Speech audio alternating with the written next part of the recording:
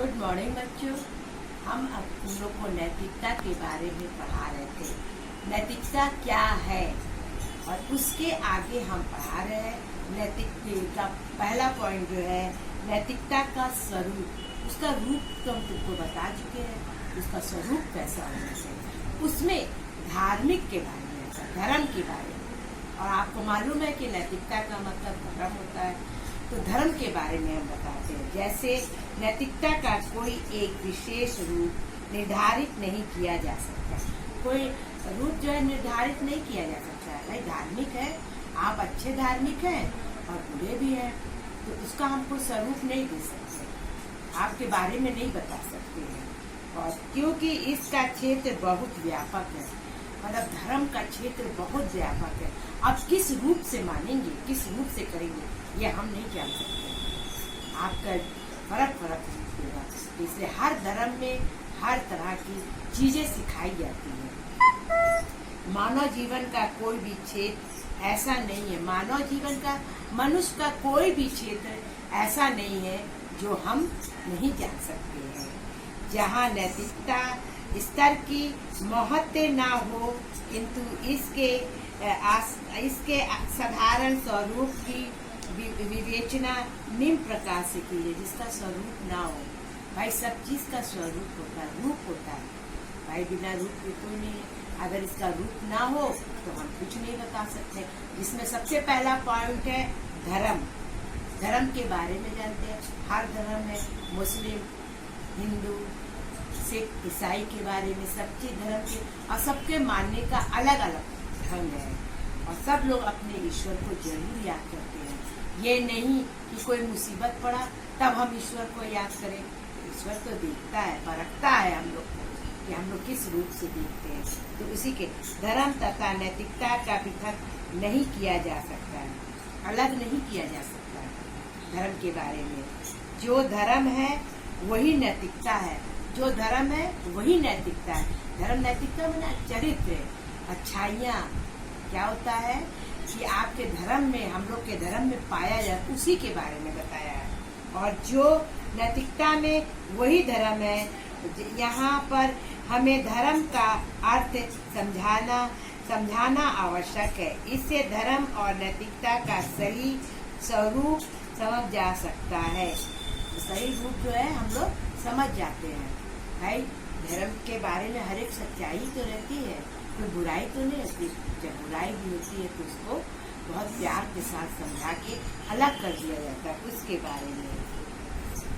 इसलिए यदि सूर्य उष्ण देना बंद कर दे तो इसे दृष्टि का नाश हो जाएगा। सूर्य क्या है, जब प्रकाश देना बंद कर दे तो क्या होगा, देश का नाश हो जाएगा, पूरे देश में अंधेरा छा जाएगा। तो इसी से नैतिकता के ही रूप में आता है। यदि पेड़ पौधे ऑक्सीजन देना बंद कर दें तो कोई भी व्यक्ति जीवित नहीं रह सकता।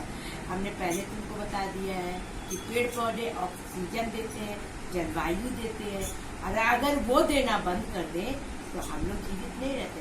रात के समय में यही कहते हैं ना कि पेड़ के नीचे नहीं सोना है, क्योंकि कार्बन डाइऑक्साइड निकालते हैं, ऑक्सीजन को क्या करते हैं, लेते हैं। इसके बारे में भी किया जा सकता है। यह संसार का धर्म के आधार पर ही चल रहा है। क्या है, धर्म के संसार, पूरे देश के जो है धर्म पर चल रहा है। भाई बिना धर्म के कोई भी कार्य नहीं होता है।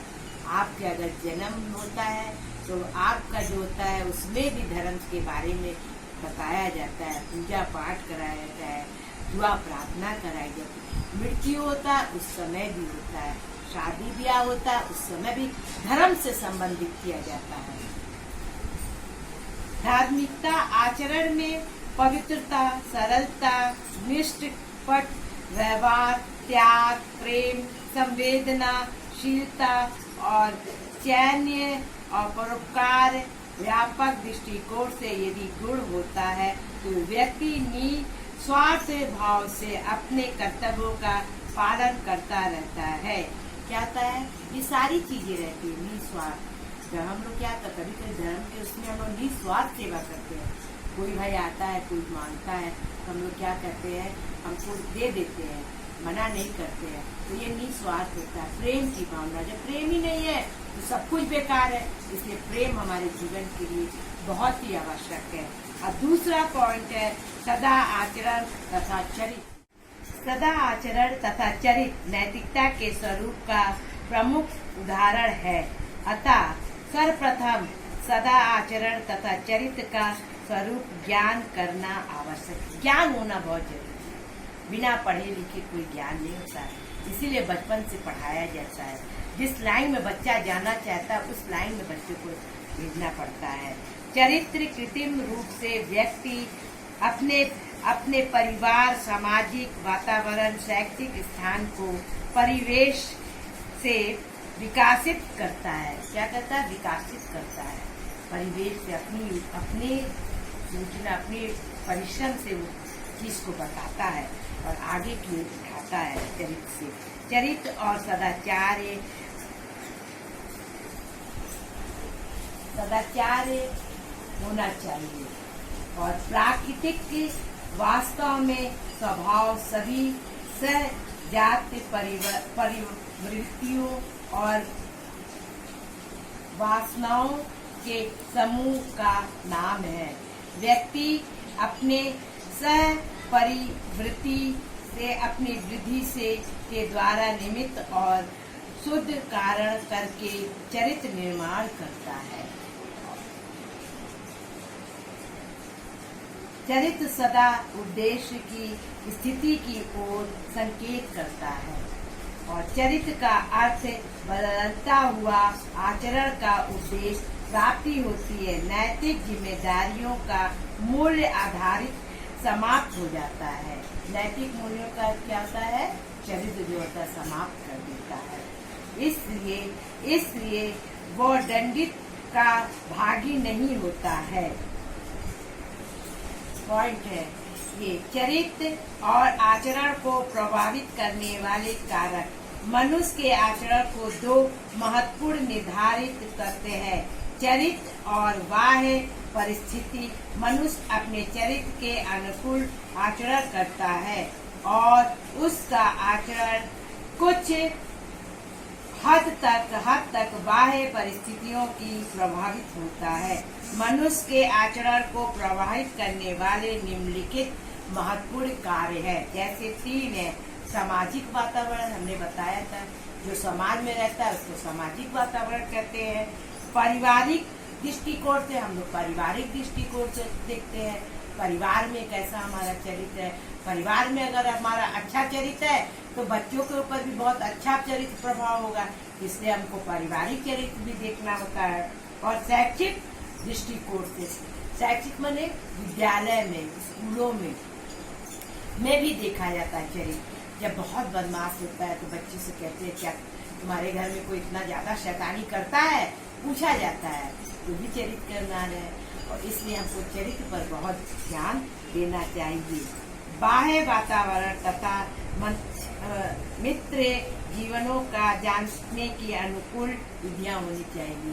जीवन की बाह्य मतलब बाहर की मनुष्य को जानने का पूरा हमको सोचना चाहिए कि वो कैसा व्यक्ति है, अच्छा है या बुरा, उसके साथ रहने का भी समान है। जैसे सामान्यतः यदि किसी व्यक्ति को तमाचा लगाया जाए तो उसकी प्रतिक्रिया तुरंत और ही हिंसावादी होती है, परंतु ऐसे उदाहरण प्राप्त हुए हैं जो तत्काल के रूप में प्रतिक्रिया व्यक्त करते हैं। और उदाहरण के लिए दक्षिण अफ्रीका में जब महात्मा गांधी जब गए थे तो वहाँ पे एक अफ्रीकन आदमी ने उनके गाल पर एक तमाचा मारा करके, गोरे गाल पे, और उन्होंने गुस्सा नहीं किया। उन्होंने क्या किया, अपना दूसरा गाल भी जो है बहुत साधारण तौर पे फेर दिया और फिर उसको मारने की मतलब क्षमता हुई और उसने मारा। लेकिन गांधी जी ने कुछ भी नहीं किया, प्रेम की भावना से उसको टाल दिया और कुछ भी नहीं बोला। तीसरा पॉइंट, मानवीय गुण। मानवीय गुण नैतिकता के ही स्वरूप है, मतलब मनुष्य से ही संबंध है इसका भी। और मानवीय गुणों के विकास समाज में ही होता है। मतलब समाज में ही होता है, समाज से बाहर नहीं होता है। हम लोग कहते हैं ना कि समाज के अंदर रहेंगे, समाज की बातों को जानना, अनुभव करना बहुत जरूरी है। ये नहीं कि हम सोचेंगे अरे मेरा क्या कर लेंगे, क्या नहीं कर लेंगे, ये नहीं। हमको समाज में रहना है तो समाज के साथ चलना है, और उसी के आधार पे जो है उसको हम मानवीय गुणों के युक्त आदर्श नागरिक कहते हैं। वो नैतिकता का स्वरूप है। अनेक मानवीय गुण इस प्रकार है। अधिकतर कर्तव्यों का ज्ञान तथा पालन करता। अधिकतर कर्तव्यों का ज्ञान का पालन करना। ये नहीं कोई बोल दिया उसका पालन नहीं करे, अरे बोलता है ठीक है, अरे बोलने दो, ये नहीं, उसके आज्ञा का पालन करना है। और सुशिक्षित होना, सुशिक्षित होना मतलब शिक्षा से ज्ञान भरा होना चाहिए। कि ये नहीं कि हमारे पास ज्ञान है, ये नहीं बड़बड़ करते चले जाए, इसका ज्ञान होना बहुत ही जरूरी है। अनुशासनीय प्रिय होना चाहिए, अनुशासन प्रिय होना चाहिए। अनुशासन के अंदर है माँ बाप का कहना सुनना चाहिए। माँ बाप जो बोलते हैं उसकी आज्ञा का पालन। ये नहीं कि बाद में जाके दुख उठाना चाहिए, ये नहीं, पछतावा नहीं करनी चाहिए, इससे अच्छा पहले कर लेना चाहिए। आत्मनिर्भरता, अपने ऊपर निर्भरता, किसी दूसरे के ऊपर नहीं निर्भरता, अपने बलबूते पे हर एक काम करना चाहिए, किसी के भरोसे नहीं रहना चाहिए। उसके बाद अच्छा चरित्र होना चाहिए कि आदमी जब चले तो देख ले कि हाँ इसका अच्छा चरित्र है, इसका व्यवहार अच्छा है, तो इससे हमको ज्ञान प्राप्त कर लेना चाहिए। देश प्रेमी होना चाहिए, नहीं देश विरोधी नहीं होना चाहिए। देश के प्रेमी, देश में जो भी कर्तव्य का पालन हम लोग को मिलता है उसका अनुभव करना चाहिए। परोपकार करना चाहिए, दूसरे की भलाई जितना कर सके, अगर भलाई कर सकते हैं तो करें। कोई आदमी कहे कि 1 कोस चलना है तो हमको 2 कोस चल जाना चाहिए। ये नहीं कि नहीं हम नहीं जाएंगे, नहीं, जो काम कहता है उसको करना चाहिए। अगर करने लायक है तो हम कर सकते हैं, ये नहीं कि ना करें। के बाद है व्यापक दृष्टिकोण से। उसके बाद मितव्ययी दोस्त होना चाहिए। जब कोई काम नहीं होता तो दोस्त बन के कर देना चाहिए। बड़ा है तो कोई तरह कैसे बोले क्या करे, नहीं, अपना दोस्त बना के उसको अच्छी तरह से दोस्त की तरह समझ के समझाना चाहिए, बहुत समझाना चाहिए। जब नहीं समझ में आता है तो उसको छोड़ देना चाहिए, और तब उसको जब पछतावा होगा तब वो कार्य को करेगा। और उसके बाद जो है अच्छा स्वभाव, अच्छा स्वभाव का होना चाहिए। कोई कितना बक दे, कोई कितना कर दे, कह दे, उसका बात को बुरा नहीं मान, थोड़े देर के सोचना, थोड़े समय के बाद जो है उसको छोड़ देना चाहिए। और उसके बाद है ये अच्छा स्वभाव होना चाहिए, बहुत अच्छा स्वभाव होना चाहिए कि कोई कुछ बोले तो बुरा नहीं मानना चाहिए, उस कार्य को अच्छी तरह से कर देना चाहिए। और ये सभी गुण नैतिकता के स्वभाव में आता है, ये नैतिकता के स्वभाव में आता है, मॉरल में आता है, इसको कहते हैं। और उसके बाद चौथा पॉइंट जो है नैतिकता कर्तव्य। नैतिकता कर्तव्य क्या है?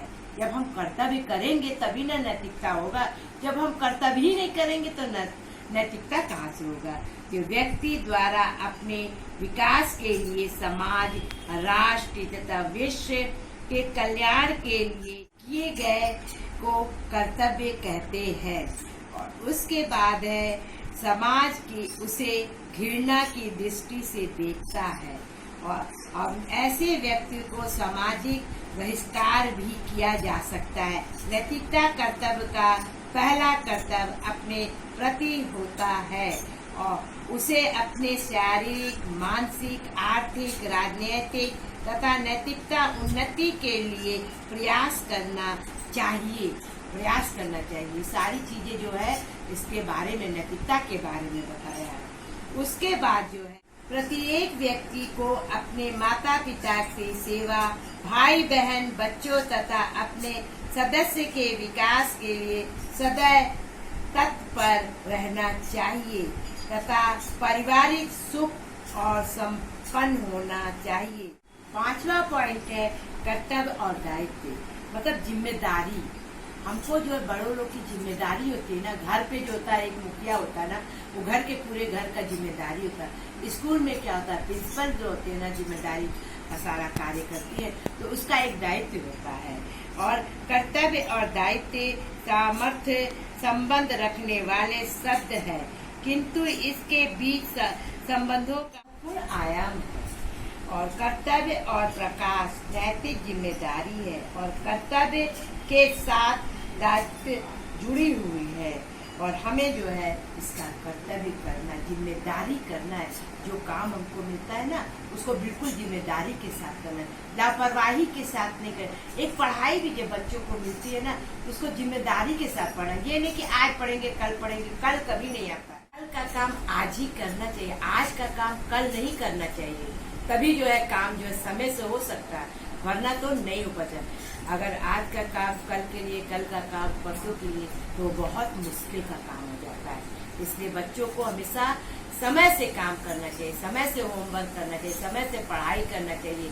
जब एग्जाम आ जाए तब नहीं पढ़ना चाहिए, उसको तुरंत पढ़ लेना चाहिए। और उदाहरण के लिए, यदि किसी व्यक्ति को यह ज्ञान हो कि संज्ञा तत्व असमर्थ है तथा व्यक्ति उस कार्य को करने की दिशा में अभिमुख नहीं होता, अर्थात इसके साथ दायित्व संकल्प नहीं हो पाता है। अर्थात कर्तव्य जो है कलात्मक तत्व को बताता है, और इसलिए अनैतिकता कार्य का त्याग भी नैतिकता दायित्व है। और कर्तव्य नैतिकता के बदले से जो मनुष्य को अन्य जातियों को सामर्थ्य कराता है। नैतिक मूल्यों का निर्माण स्वरूप से पालन ही कर्तव्य है। कर्तव्य सद्गुणों तथा विवेक और सदा चरित्र और शिष्टाचार आदि को संभावित करता है। और इसके लिए कर्तव्य का जो है बहुत बड़ा पालन करना चाहिए। हर एक चीज बहुत सोच समझ के करना चाहिए, बिना सोचे समझे कोई भी कार्य नहीं करना चाहिए। और जब कोई निर्देश व्यक्ति अपनी वाचा हेतु किसी के घर में छिप जाता है और उसका पीछा करने वाला बदमाश घर में मालिक से उस व्यक्ति के बारे में पूछता है, तो मालिक के अंदर कर्तव्य का संघर्ष व्याकुल हो जाता है, क्योंकि उसके सामने निर्दोष व्यक्ति को बचाने अथवा उस बदमाश को सत्य बताने के प्रति और सामंजस्य की स्थिति उत्पन्न होने लगती है। मतलब कोई बदमाश हो जाता है, मतलब और कोई सीधा साधा इंसान है उसको पास, तो उसको कैसे बचाएगा, तो उसको बचाने के लिए वो पूरा प्रयास करता है। इसलिए उसके कर्तव्य का जो है पूरा ध्यान रखना चाहिए। हालांकि ये स्थिति काल्पनिक है और अविवेकशील और प्राणी शीघ्रता से इस अंत निर्दोष के जाल से बाहर निकलकर कर्तव्य मुखी निर्माण का दायित्व हो जाता है। नैतिक और नैतिकता का दोनों अर्थ एक होता है। चरित्र पे हमको पूरा ध्यान रख के आप लोग जो है इसके बारे में सोचिएगा, समझिएगा, और जो भी कर्तव्य आपको बताया जाता है करने के लिए उसको आप पूरा करिएगा। और घर में रह के अपने मम्मी पापा का पूरा सहयोग करिएगा, और इसके आगे आप इसको पढ़िएगा और समझिएगा, और जो हो सकेगा उसको अपने दिमाग से लिखिएगा। जब हम क्वेश्चन भेजेंगे, अभी ये भाग 2 पढ़ा है मैं इसी का, और फिर तीसरा भाग पढ़ाएंगे जो आप लोग को, क्योंकि ये बहुत लंबा चैप्टर है, और ये सब थोड़ा करके ही पढ़ाना, क्योंकि इतना लंबा वीडियो कोई नहीं दे सकता है। इसलिए आप सबों को मेरा नमस्कार, बाय बाय।